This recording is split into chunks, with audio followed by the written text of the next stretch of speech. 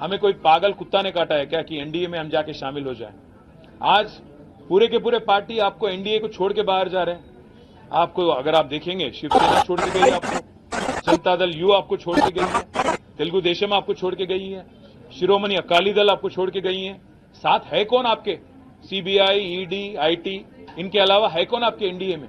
आज prime minister ये मानते हैं अपने आप को कि वो बहुत क्लीन आदमी है और बाकी पूरा दुनिया करप्ट है।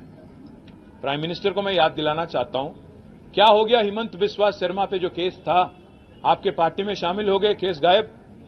हमारे यहां के जो एमपी हैं सीएम रमेश और सुजना चौधरी, उन पे आरोप लगाए, केस भी लगाए, ईडी, सीबीआई, आईटी, क्या हो गया केसों का? नारायण राणे पे केस क्या हो गया?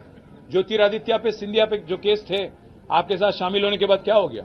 और आप जब बात करते हो प्राइम मिनिस्टर साहब कि फैमिली पॉलिटिक्स, डायनेस्टी, मैं आपसे पूछना चाहता हूं, है कौन अनुराग ठाकुर?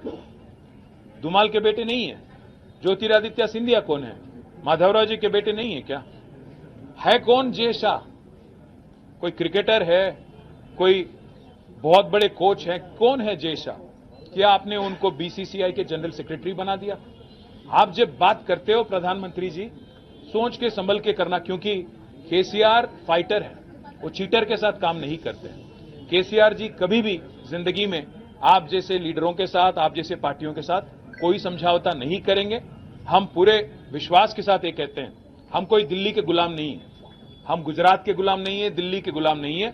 हम तेलंगाना जनता के आशीर्वाद से आज तेलंगाना में 2 बार चुने गए, डेमोक्रेटिकली इलेक्टेड गवर्नमेंट हमारी है।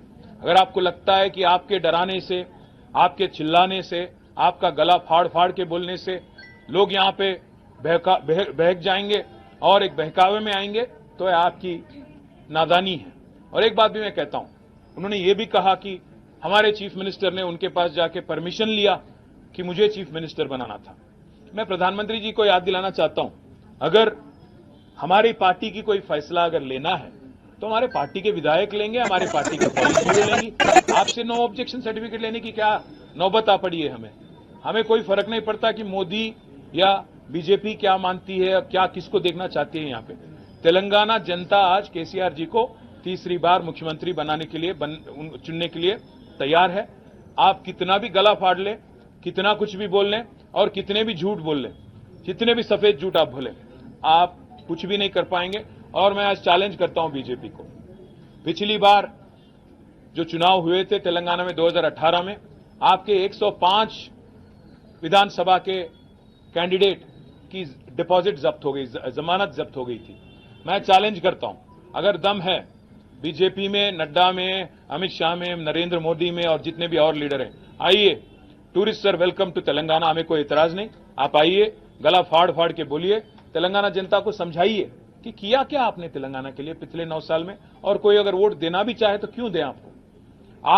मैं चैलेंज करता हूं, पिछली बार 105 सीटों में आपकी जमानत जब्त हो गई थी, इस बार 110 सीटों में आपकी जमानत जब्त हो जाएगी और इस बार आपको एक भी एमपी आपको तेलंगाना से नहीं मिलेगा, क्योंकि आप इतने झूठ बोल चुके हो, इतने कारनामे कर चुके हो। और सबसे अहम बात ये पूछना चाहता हूं प्राइम मिनिस्टर, आप ये मानते हो अपने आप को कि आप बहुत ही साफ इंसान हो, बहुत ही करप्ट, क्या बोलते हैं उनको, क्लीन इंसान हो, तो आप क्यों मुखर गए? जेपीसी अदानी के मामले में जेपीसी से क्यों डरते हो? अदानी के मामले में एक बार भी प्रेस के आगे आके क्यों नहीं बोलते हो?